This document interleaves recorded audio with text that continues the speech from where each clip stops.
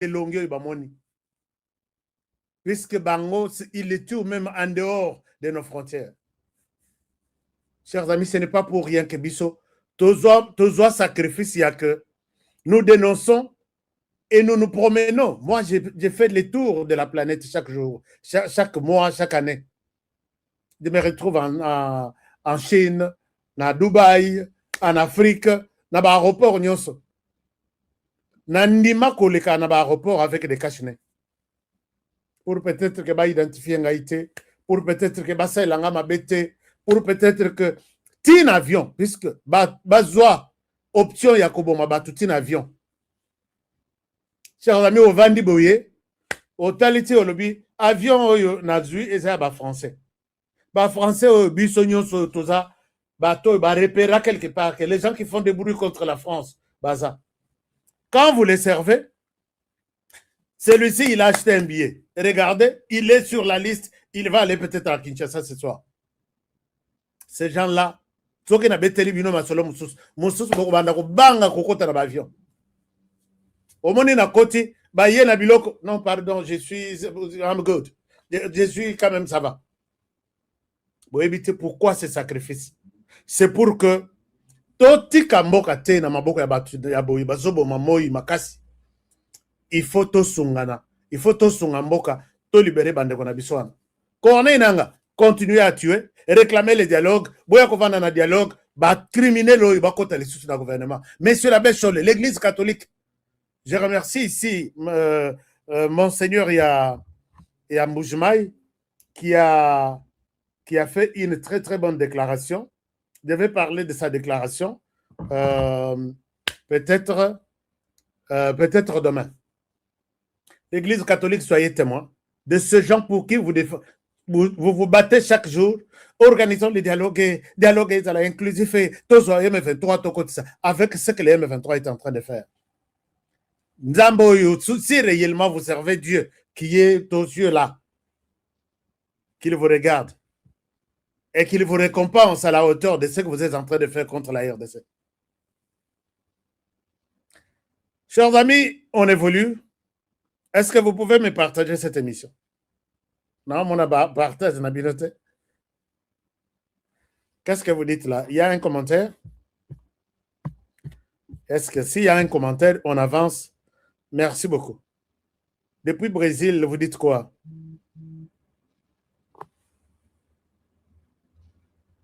Nani apekisa biso to bon baorande.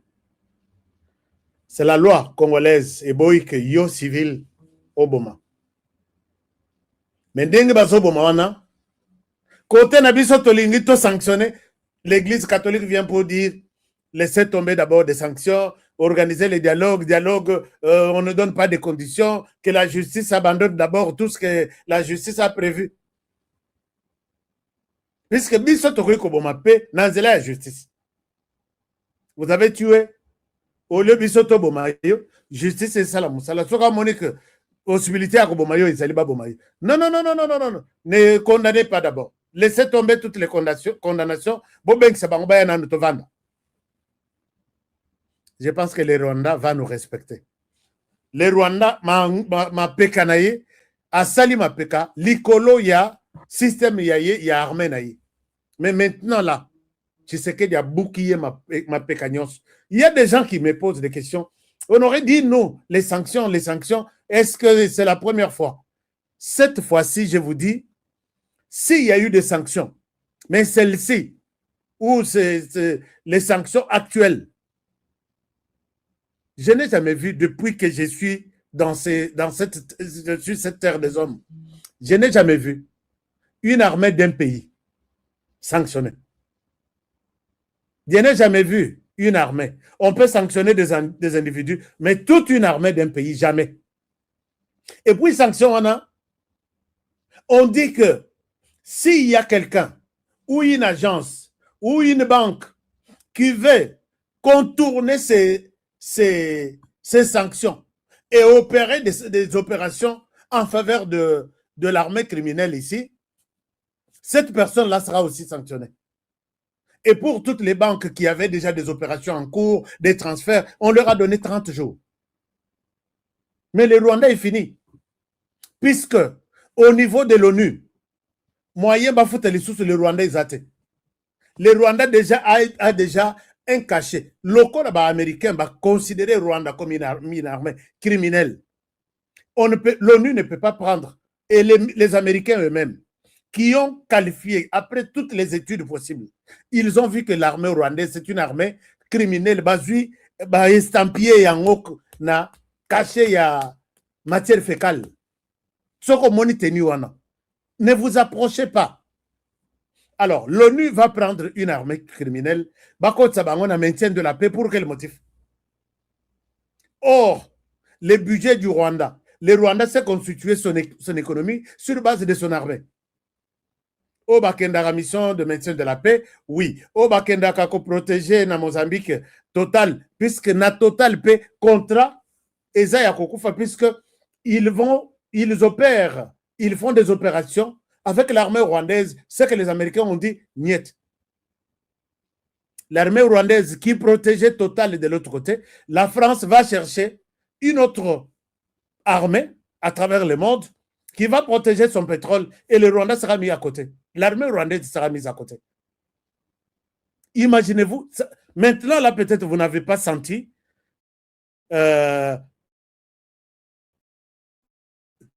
kilo, il y a puisqu'on leur a donné 30 jours, pas pour initier de nouvelles opérations, soit des transferts, soit bancaires, tout ça, mais pour liquider les actions qui étaient déjà en cours. Comment est-ce que la France va se permettre de payer au Rwanda son argent pour la protection du pétrole na Mozambique? Par quel miracle? Les Américains ont dit, tout celui qui va tenter des opérations, même de manière clandestine, ils seront en mesure de les détecter et ils vont les frapper aussi. Emmanuel Macron, Yewanazo Gangalobi, moi je n'ai pas peur de la France, je n'ai pas peur de la guerre. Si la France, si les États-Unis viennent nous attaquer, nous avons aussi des partenaires en Afrique qui vont nous aider, qui vont venir en aide pour nous assister dans cette guerre contre les Américains. Lélo, Emmanuel Macron reconnaît qu'il y a des pays frères. Non, nous on n'est pas frères à la France. Nous on n'est pas frères à la France. Il y a des gens qui disent, ah non, sanction, est-ce que ça y a liboso? Je dois vous expliquer chaque jour ces sanctions. Donc, sanctions individuelles, et ça, on est habitué. Moto ako salaba opération te, nove na ye ako pesa ye mbongo, asomba afutela ndaku, mbongo na ye bloqué, tant mieux. Mais maintenant, c'est l'armée rwandaise qui est ce qu'on appelle vache au lait, où il pesa au Rwanda, misolo. Nanzela ya Mozambique, nanzela ya ba européen, bazwaka 20 millions chaque 3 mois ou chaque 2 mois, bapesa une armée rwandaise. Maintenant, il est interdit à tout le monde qui doit initier des opérations avec l'armée rwandaise d'arrêter. Sinon, cette personne, cette agence, ce pays sera un pays ennemi aux Américains. Quel est le pays qui va, oh non, une agence à Rwanda et commander Grenade. Oh, tout ça, agence. Puisque le Rwanda sait comment, il fera tout pour contourner ces sanctions. Mais là, on a mentionné en disant une agence, un individu, un pays qui va tenter de contourner ces sanctions pour mener des opérations économiques, financières avec l'armée rwandaise va être aussi sanctionné. C'est-à-dire qu'ils peuvent créer une agence, puisqu'à Kosomba, ta bouton, il y a tenu, te, Libanda. À Kosomba, te. À Kosomba, on a monnaie nini. À Kosomba, on a euro. Ou soit à Kosomba, on a dollar. Il est payé dans les Nations Unies par les dollars. Il est payé dans les Européens. Va déclarer un montant en euros, mais batin euro na Rwanda. C'est les dollars américains. Et les Rwandais aussi fait ces transactions. Il y a Kosomba Biloko na armée, Libanda na Bamboka, tout Libanda na agence, tout Libanda en dollars américains. Euro et Kendakazite. Alors, maintenant, et cause à la basali à ta agence moko na Rwanda, agence ya gardiennage, total bot. On va identifier cette agence. Oh, total agence c'est 5 grenades. les Américains savent, là où on fait toute transaction, ça passe aux États-Unis en dollars. Et ce qui va saler les héros, ils peuvent utiliser ça. Mais puisque ça touche à l'armée rwandaise, ceux-là qui leur ont donné l'occasion d'acheter ou de vendre en euros, ils seront sanctionnés. Imaginez-vous comment ça pèse. Peut-être bisotro le bango, puisque tout le monde est hein, bon, bah, américain, bah, lobby. Mais ils ont étouffé le Rwanda. Le Rwanda, d'ici 3 mois, croyez-moi, va craquer. Puisque maintenant, le Rwanda, en dollars, ainsi de suite. Mais tout ce qui est à ta bouton, il y a tenue militaire. Et comme il m'a dit, donc, il y a embargo et armée, il y a Kosomba Minduki, il y a embargo, il y a Kosomba tenue, il y a embargo, bah, pessin au Rwanda que tu ne t'approvisionnes plus. C'est lui qui fera, qui signera un contrat avec toi pour te livrer quoi que ce soit, nous allons le sanctionner. C'est fini cette armée ici. Alors, c'est pour bien comprendre cette histoire ici. Tshisekedi a fait un travail spectaculaire. Ça ne s'est jamais fait. Je n'ai jamais vu que, avec Trump, ce qu'il a dit, l'obito les cas et comme on pas. Avez-vous déjà vu sur cette terre des hommes un chef d'État qui quitte pour aller arrêter un autre chef d'État? Il l'amène man militaire. Avez-vous déjà vu ça? Kagame a choisi une mauvaise période. Que ce soit aux États-Unis, que ce soit en RDC, il s'est trompé de période. C'est pourquoi je dis j'ai confiance en Trump. Puisque si vous allez me dire que oui, nous avons déjà vu un président qui va arrêter un autre président, il y a des jurisprudences, d'accord. Mais si ça ne s'est jamais fait et que nous vivons ça, vous et moi, pendant cette période, dites-vous que ces sanctions ici, les Américains ne sont pas en train de blaguer. Et la personne qu'on cherche ici, c'est le numéro 1 de l'armée rwandaise, Paul Kagame. Paul Kagame est couille. Et la personne qui est en train de rendre une vie dure, il y a na Rwanda, s'appelle Félix Tshisekedi Tshilombo. Moteki pizza wana. Paul Kagame, Moteki pizza. Paul Kagame a le bakia. Azokana, personne ne peut me faire agenouiller. Pourquoi? Il est mis sur sa petite armée là.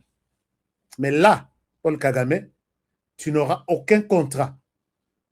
Aucun pays ne va soutenir l'armée rwandaise. A signé un contrat de l'armée partout. Paul Kagame a signé des contrats même avec le ciel. Accord militaire, accord ceci, accord de défense. Si on va voir qu'il y a une opération, Yo Congo Brazzaville au de la Paul Kagame de jeunes, vous êtes avertis. France, toi tu envoies toujours des matériels à l'armée rwandaise. Je dis. Alors, chers amis, le côté à Batoyo, total aboye. Oh non, Makenga Yewana Bimi, il parle, il vient de terminer la formation.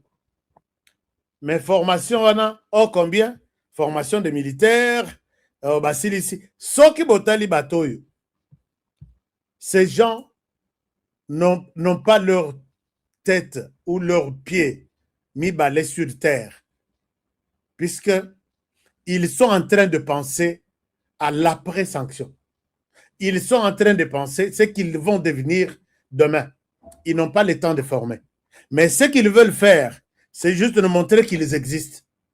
À Kinshasa, à Goma, à Uvira, à Bunagana, à Pesminobote, à Congolais, à Congomani, Nyonso. En tout cas, monde entier, donc une étape très difficile parce que donc on a que guerre comme Bundama, missile, comme guerre nucléaire, les actualités internationales, donc la frappe des États-Unis d'Amérique, on a frappé l'Iran. Iran a qui frappé Makas, une frappe massive pour le président iranien. M. Khamenei a été tué par les Américains. moto sa ochaka tembe na ba américain ka tembe na ba américain ngai Kagame. Monsieur Khamenei, président iranien, a été tué par les Américains. Sagana, on va mentir, hein? Ça va américain. Mais ça cabine que les Américains ne jouent pas. Ne jouent pas vers les États-Unis. Au-dessus c'est Dieu. Ici sur la terre ce sont les Américains. Et vous devez la prophétie. Les Américains. Le moment n'est pas encore accompli de la prophétie. Vous savez les Américains. Babomi Khamenei. Vous allez présent iranien. Vous allez attaquer les États-Unis d'Amérique. Les États-Unis achevé. Frappe les Agamakas. Bayena chapeau na ye. Bayena corps na ye. Bake ko présenter monsieur Trump corps na ye. Bande konanga. Eza guerre nucléaire. Eza guerre numérique. Eza guerre stratégique. En tout cas, bokomona biloko yo Américain bapimisi technologie moko makasi okomona biloko wana oyo baméricain tala technologie oyo bandeko na ngai un porte-avions nucléaire après les tensions avec l'Iran. Tala biloko wana baméricain c'est quoi exactement? Il s'agit de l'USS. Dans le biloko américain babimis. Et ce que vous allez découvrir. On va installer contre l'Iran. L'USS Gerald Ford n'est pas. L'Iran aujourd'hui est considéré comme un pays vaillou. Et le plus moderne porte-avions. A frappé Dubaï, a frappé l'Iran, a frappé Qatar, a frappé Force Navale à France, a frappé partout. C'est un pays vaillou. C'est littéralement une base militaire flottante. Sur le plan diplomatique international, l'Iran est considéré comme un pays vaillou. Ça signifie qu'il peut naviguer pendant plus de temps sans ravitaillement en carburant. Oui, 20 ans. Ce porte-avions peut transporter. Ils ont frappé très fort. Yo ça na trompe hein. Yo Kagame yo. Vous avez biloko Iran zaginam. Va frapper résidence à chef de l'État officiel. Et on l'a tué. On l'a tué. Va présenter M. Trump à Vandiboé, na Benjamin Netanyahu, premier ministre israélien. Va présenter au corps, il y a Khamenei. Les États-Unis, le président Trump a tué. En tout cas, allez, il s'approprier le pouvoir en Iran. C'est un pays en Dengwana. En février, en janvier-février, va frapper, va capturer M. Nicolas Maduro.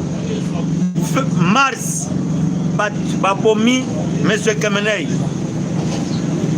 Ngai Kagame. Vous avez la minute. Vous avez puta. Vous avez mesh na moto pour que les Américains baza déjà baza comme on a yo. Sultan Makenga zabi. Asa la vidéo. Tout le monde a keno azali en vie. Et politique kanambe azawa. Asa la vidéo tout le monde a. Akoloba ko se prononcer devant la nation. Azoba. Bosakana. Sakana qui va négliger l'adversaire. On néglige qui fâché. On est à Zoba. Mais comment je me pose la question pourquoi? Non, ça c'est Dieu. Ce pays est conduit par Dieu. Mes chers compatriotes, Kagame azali kola pharaon. Azali kola pharaon. Oh, ils ont ko dire sur nini cœur na ye o a continuer ko sala bêtise. Kagame a kokende place papa Wemba zali. Bientôt.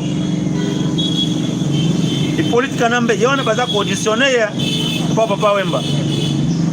papa baza auditionner yo ye yo bwakanga na place abangando na yo akinga kati oye koto azana ye kuna me donner raison azana ye kuna d'accord ko tango babenga famille mobimba tout na Tanzanie bakende kosala matanga basali matanga en coulisses dozo zela parce que selon certaines sources bazolo bake ataba Wilingoma basutana makenga banani ba Hippolyte Kanambe bakufaki na attaque ya Uvira na réunion wana aba baza ko annoncer moko zali échec total toza ko menacer toloba awa FARDC za ko menacer sake o akota Minova akata ravitaillement ya pa ravitaillement nyonso bambendre akata yango Kagame za pharaon. Pourquoi? Parce qu'il a dire sur les tons. Zabaza ko dire sur les tons nini son cœur pour que yé Kagame azala yemoko capturer ou bien capturer, menotter ou bien assassiner, tuer comme Kemenei. Mais il y a aussi l'opération Maka, c'était Kagame ne représente rien. N'a pas français, pas boyer. Parce que Azeli, vraiment, le pire est comment? Le pire, c'est quoi? Ce sont des sanctions ciblées.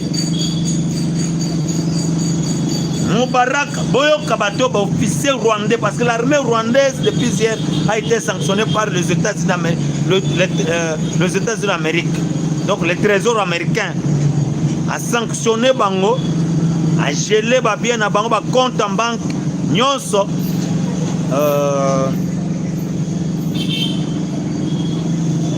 Tous les officiers, plusieurs officiers ont été sanctionnés par les États-Unis, le trésor américain.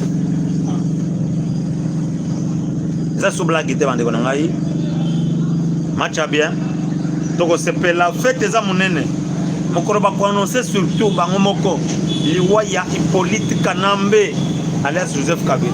De ko za fête ya Congo mobile. Akufaki. Nanine sokaza vivant abima contredire émission Oyo. Voici les officiers rwandais qui ont été sanctionnés hier par le trésor américain. Ba gelé ba compte en banque, ba gelé ba bien. Vincent Nyakarundi, chef d'état-major de l'armée de terre et commandant senior, sanctionné pour avoir utilisé les unités sous son commandement dans des opérations de soutien au M23 en RDC. Yende Moutou à soutenir Makas, à soutenir ba unité nyonso ba Rwanda bana utinda. None mundele ndazuba vidéo ba photo nyonso à la regard ngonde ba armée rwandaise za ko violer akora wa chanto baza ko kota na nini. Ye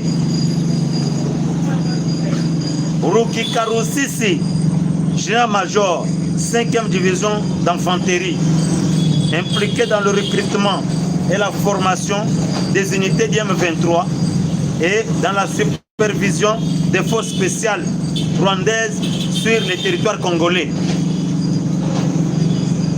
Il y a ça qui supervise, il y a na Est, il y a superviser les unités na Est pour que Ayeba souci et tout ça, il y a un Azali monsieur Ruki Karusisi, c'est un Rwandais. Azali major, général-major, 5e division d'infanterie.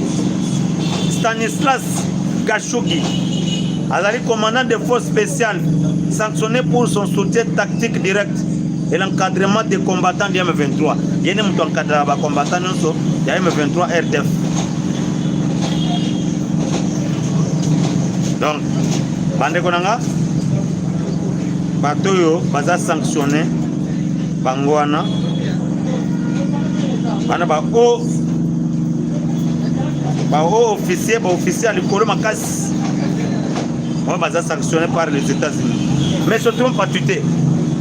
Alors Bénin, on les écrase. Nous avons la meilleure armée du monde et nous l'utilisons. On n'a même pas encore commencé à les frapper fort. La grosse vague n'est même pas encore arrivée. La grosse vague arrive bientôt. Donald Trump, président des États-Unis d'Amérique. Aïe, aïe, aïe. Match qui toko makasi.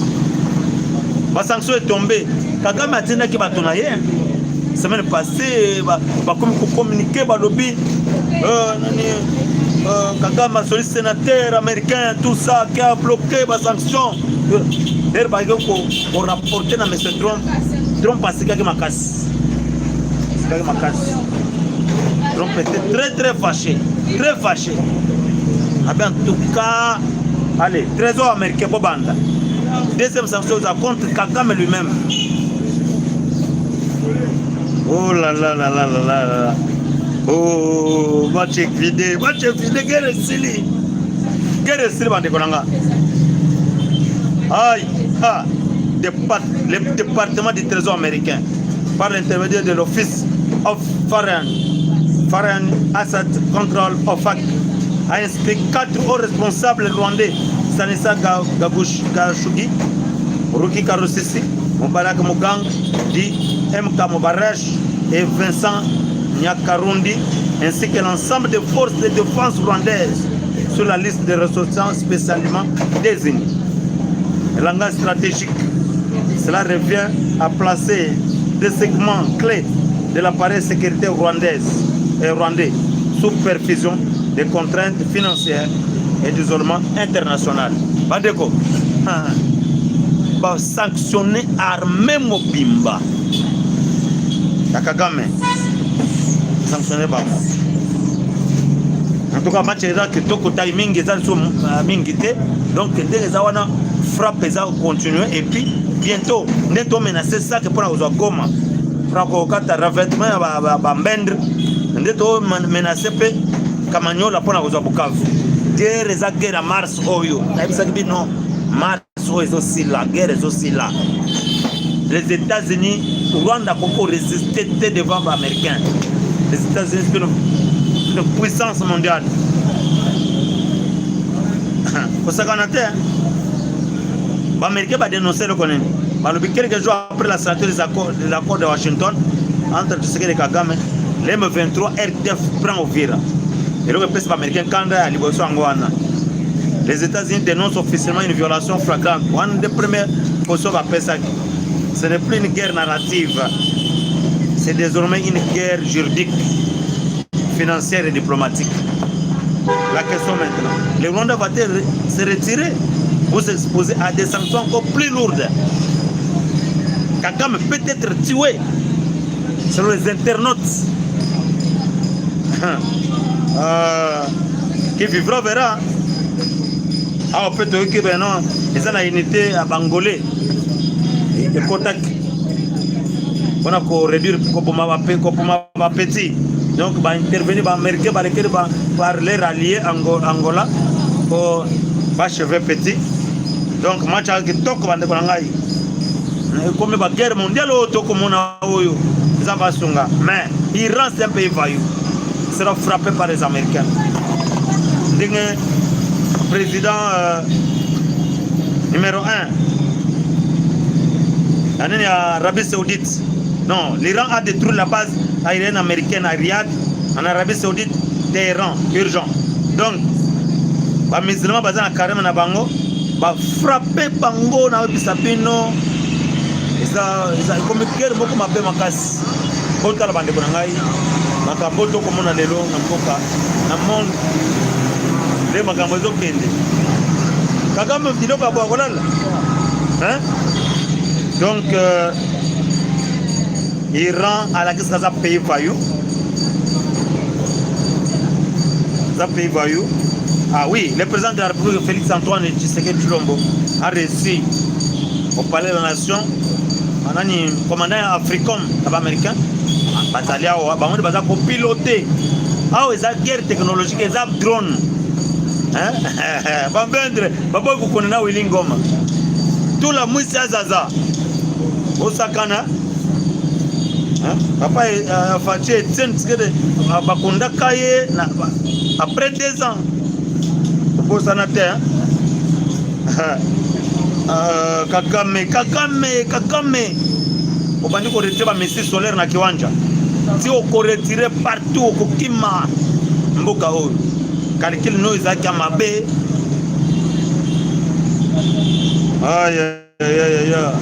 bamericain bayi koactive partenariat na bango en tout cas bandeko na nga toshite wana je vous dis que masolo eza kitoko nayebisaki bino awa ke dernièrement que en tout cas guerre bokomona eza guerre moko ya makasi eza guerre moko esengaki sagesse makasi ebomisi bandeko na biso ebele de millions bakofi na minute oyo guerre ezokenda kosila mbongo nyonso kozala orienté na trésor public.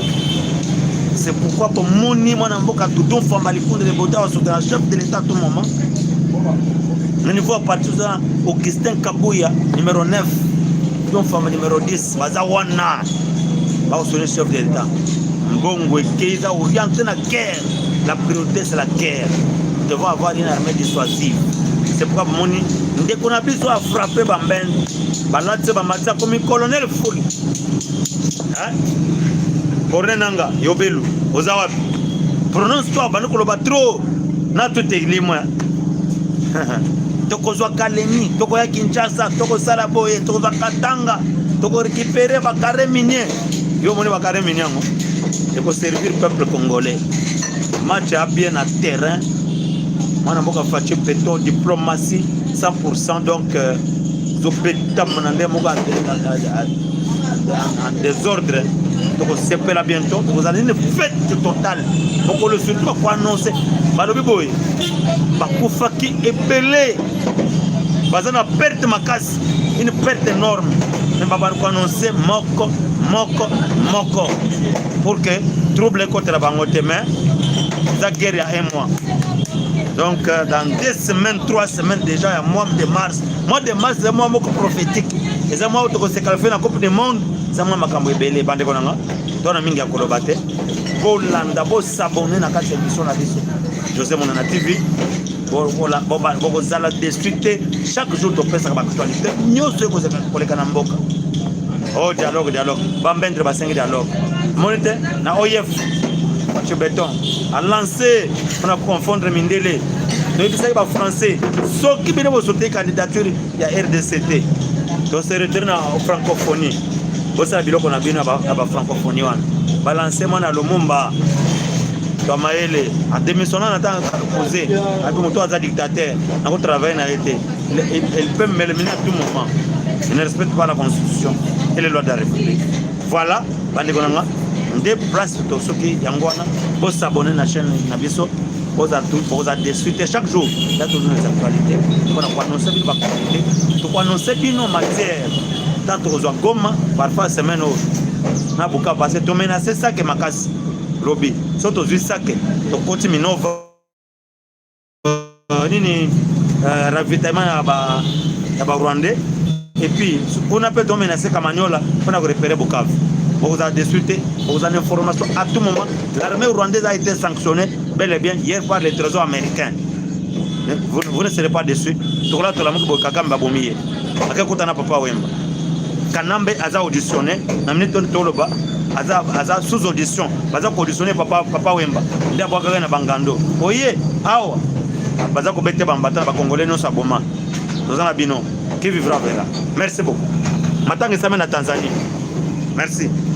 Donc, vous voyez que le président attend dans la dernière séance, il s'est retire totalement de la politique. À se concentrer dans la famille d'ailleurs, à vous rencontrer la base. On est été embarqué dans une aventure depuis, dans la côte de l'IDPS depuis 1987. Donc, j'ai grandi là-bas. La banane ma classe pour l'IDPS, dans le rôle du salaire pour l'IDPS. Et les locaux, ils ont un bateau, même pas à la niveau de la ministre, à DG, à conseiller, bateau, pas à la niveau de la et ça fait mal. Les aïeux de nous, c'est la famille, on va réunir là-bas. Moi, je me retire de tout ça. Je confie que les présidents partent à sortir. mouvement, nous sommes les amis pour la base, il y a plus de 400 personnes, 5 Moko. Nous avons résolu dans le monde. Quand il faisait les calculs pour faire un pilote, on estimait des bateaux au four à combien? Ceux qui estimaient que madame, nous avons combien? Gérer, c'est prévoir. Gérer, c'est prévoir. Donc, pour gérer ma budget, ça pose la capacité de calculer et l'on ne pas. À chaque fois, on a été pour le Parlement, on a été parlementaire et télé, on va se salader, on va télé, on va tout bon. Alors, c'est souci pour rien. Je peux faire aussi ma vie autrement et ma vie soit ça là-bas. Il s'en fout, à part charge en famille, vous avez tout la charge en combattant, Mani, le rubis, le papa, moi, papa, donc voilà le point où je me prends. Et puis, ma vie au poste, et puis, ma vie, on a déjà 4 combattants. Donc, je préfère sortir dans la vie au bout. La vie est à beaucoup pour nous. C'est normal, donc moi je considère que j'ai combattu les bons combats et c'est un vrai problème. Moi je me contente de tout. Je fais là l'exemple à Kisanga, n'allez sans moi que l'on a pas n'a activé. Parce que si je suis chez moi de sort, je suis la fille de l'époque à parler, parce que la zone est la je rentre chez moi, là c'est la naba, on a connexion internet des Afriques, les vidéos sur la tête, de la tête pas, de là.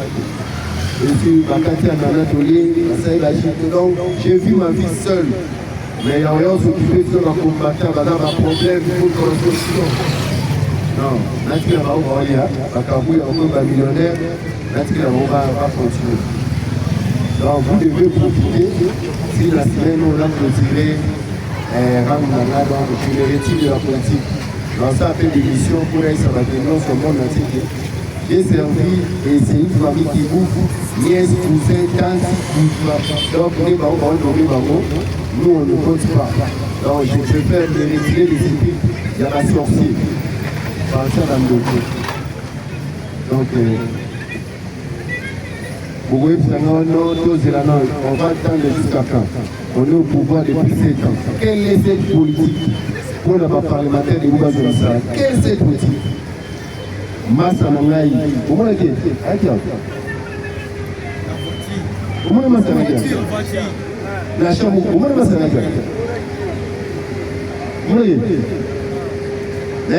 Massa Nanga, oh, pour la Moussa, la télé poste. Ah, tu vas y mettre le livre à l'île. Conseiller, il y a un bazar. Qu'est-ce qu'il y a? Il y a jamais à voir. D'abord, on a Massa Nanga. Ça a été sûr. Massa Nanga, MLC.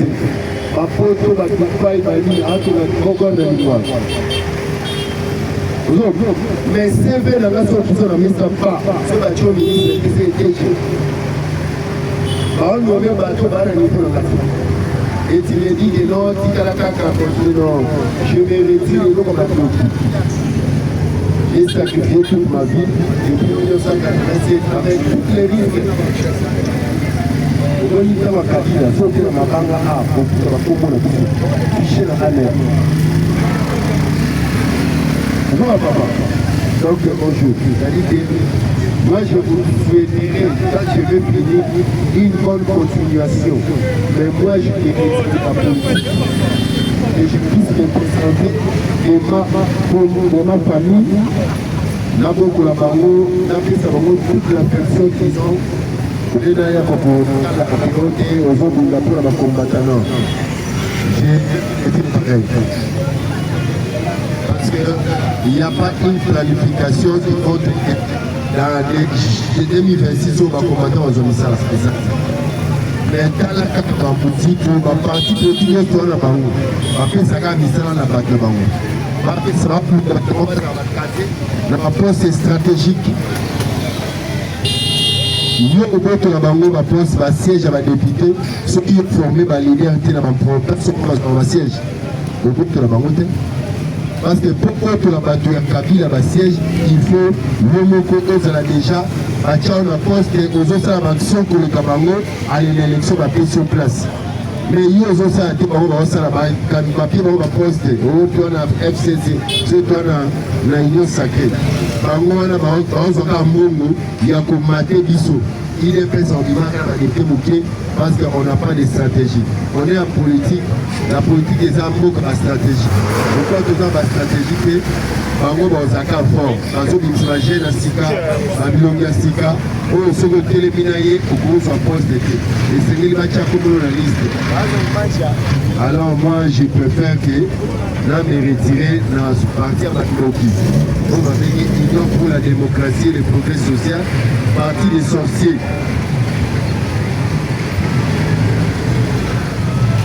Vous allez m'excuser pour les termes, mais dans le mot, je me retire de la politique. Donc, on est tout ça jeudi, vendredi, samedi, Kamba Kiasuka. Kamba Kiasuka. Vous avez fait sa vidéo, on va voir. Comment vous allez continuer à cuisine interne, le micro, le bana moi c'est du radio yoka. Papa, akaba yoki lobi MC ba. Oh ba na présence du Okuta. Il va la présence de ça fait c'est qui problème là yo mais cuisine interne na micro bien té ba. Allo bien ko ba desa yoka. Yoza mutu wako mais yo ba problème la vivante là parce que tozo yo ka meza biso eza IDPS eza batu nyo sauté IDPS viva na lobi na lomwe papa oyebi pression ba papa miko baza mutu sote ba eso bandalo ni aleti ozana raison ozoloba ozana raison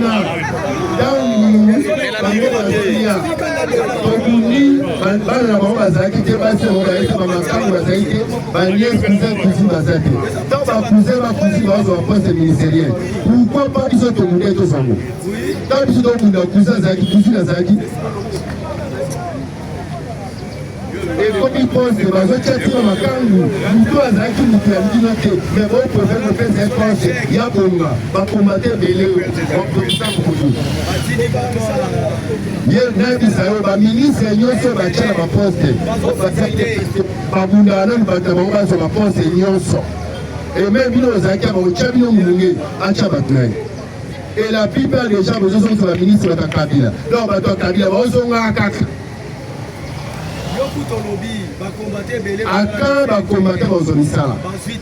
moi j'ai commencé à travailler mais disons que je suis expert en matière électorale formé par les Belges donc élection on a yebi awe bandeti suka donc soit nazali muswahili mais pas swahili mais nazali na seni c'est parce que j'étais pas swahili donc maman ça va que de servir na poto bakati na liste babi waza muluba tcheli banda. Mais élection là, belge de la forme là. Ceux qui balobé la élection tricherie l'Afrique, c'est moi qui ai dénoncé tricherie élection 2011. C'est que on dit combien de fois j'ai failli mourir.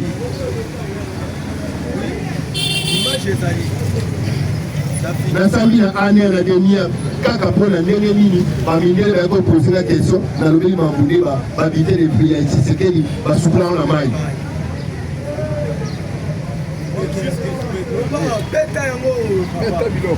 Papa, dans l'omwe, donc je travaille dans un travail parlementaire, samedi je clôture dans cette émission d'expliquer parce que je me retire, excusez-moi les termes, la partie à Banoki, les sorciers.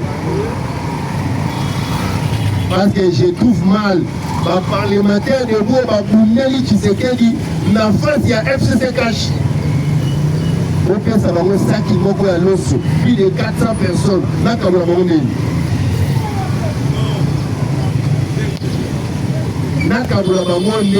Ça, c'est pas la sorcellerie. Est-ce que tu connais le son? On ne sait pas comment faire. Quand on moi, on se fait la 5 km à l'osso. Donc, quand on j'ai envie de comprendre que les faits là, papier, ce sont mon qu'on a il n'y a pas de considération. Si. Je dois me retirer la lingomba. La lingomba bandoki. C'est parti de lingomba bandoki. Parce que quand les gens il y a 45 000, 62 000, au pire, tout le monde. Place où on a 400.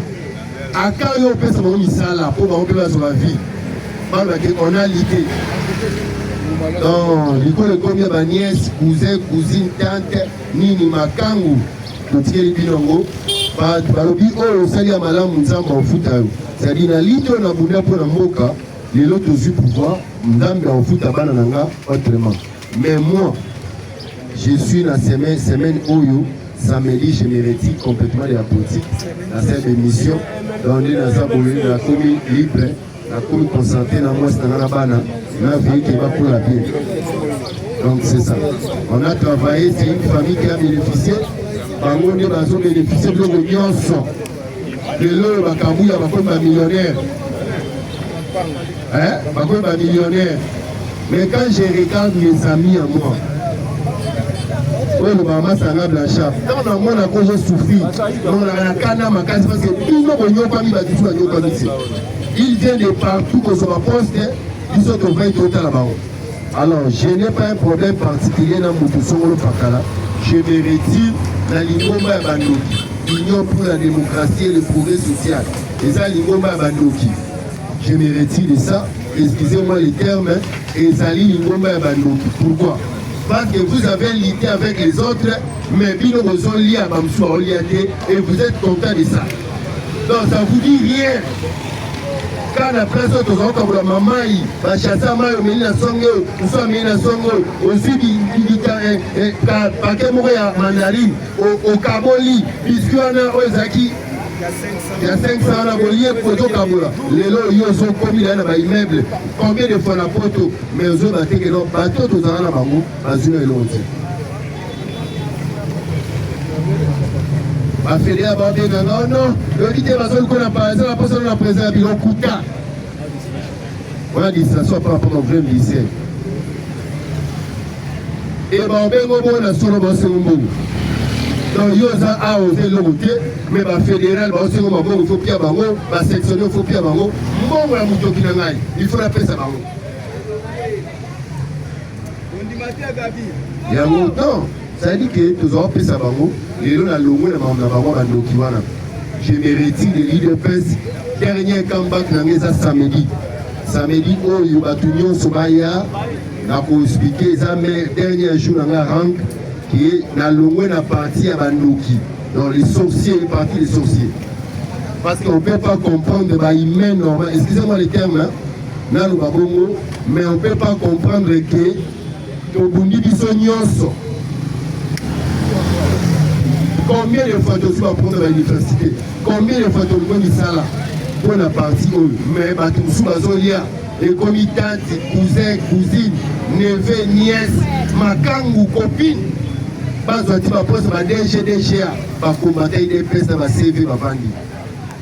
C'est vrai que ça va me voir dans ma CV. Oui, dans ma CV, ma famille. Année l'équipe. Voilà dans ma CV. Année l'équipe. Voilà dans ma CV. Non, c'est quoi ça?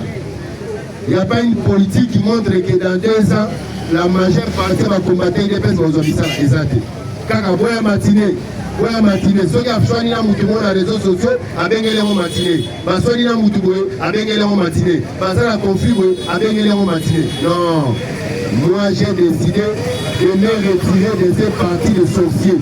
Excusez-moi les termes, parti à Bandoki. Union pour la démocratie et le progrès social. Pour ceux Nathalie, maman, ça n'a pas les lots, il y a des immeubles. En sorte, maman, ça n'a pas MLC. Maman, ça n'a pas musique. Maman, donc, Batunion, ce bazar, à part IDPS, IDPS, papa.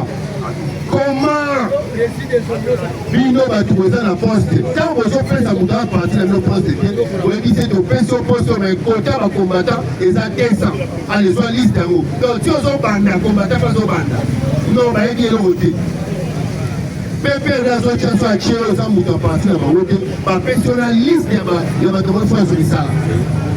Donc, ils ont banda Moussala, banda Moussala, banda Moussala. Yo pesi mutu ministère, vous êtes capable de passer liste de 200 combattants, dans l'unité 200 pour Banamo Moussa Moukolomoko. Allez, vous êtes en politique. Nous, c'est ce sorcier. Donc, vous êtes avec l'intérêt de la vie de Moko.